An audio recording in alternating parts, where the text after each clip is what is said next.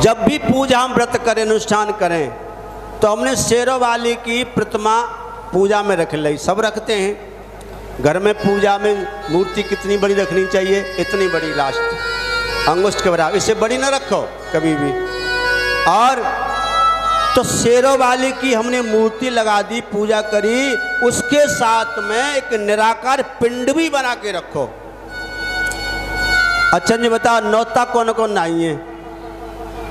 और पहले बहुत नहाते, गौरी बनाती, गणगौर गौरी रोज बनाती, और फिर लास्ट में जाके कुआं पे, नल पे, तालाब पे उन्हें सिरामती। तो वही गौरी, वही मिट्टी की पिंड रूप में, जिसका कोई रूप नहीं है, निराकार रूप में बना के साथ में रखिए, पूजा का पूरा लाभ मिलेगा। क्योंकि जब तक कोई पूरा नहीं होता तब तक साकार और निराकार दोनों हो।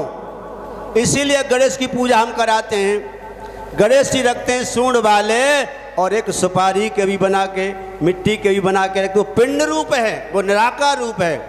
ऐसे ही शिव जी हम साकार रूप रखें और शिवलिंग पिंड रूप में रखें तो 100% आपको पूजा का लाभ होगा। हमेशा ध्यान रखो, नवदुर्गाओं में रखो तो मिट्टी की बना के पिंड रूप में, पिंडी जिसे बोलते हैं, वो भी आप बना के रखेंगे तो पूजा का लाभ मिलेगा।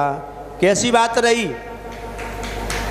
तो ऐसा आप करेंगे तो आपको व्रत का पूरा पूरा लाभ मिलेगा। तो ऐसा है राजा प्रियव्रत, जो सारे व्रत करता है, पूजन करता है, और सारी प्रजा, कहते ना जैसा राजा होता है वैसी प्रजा हो जाती है। लेकिन एक दिन इससे बड़ी भूल हो गई। जंगल में शिकार खेलने के लिए जाता है, वहां देखा कि उस जंगल में एक ऋषि और उनकी पत्नी हिरण का रूप, हिरणी का रूप धारण करके आपस में मिल रहे थे। इसने बाण छोड़ा और उन दोनों के शरीर को बेधता हुआ बाण निकल गया, उनके प्राण निकल गए। जैसे उनके प्राण निकले वो ऋषि और ऋषि पत्नी के रूप में परिणत हो गए। उसी समय देवसी नारद प्रकट हो गए, राजा तूने कितना बड़ा अन्याय किया है, तू राजा है, इसका मतलब ये नहीं कि तू निरीह जीवों पर अत्याचार करे।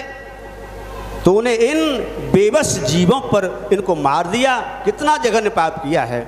उसी समय राजा प्रियव्रत को घृणा हो गई संसार से, उन सुखों से, अपने सारा सुख वैभव अपने भाई उत्तानपाद को दे करके और जंगल में तपस्या करने के लिए चले गए।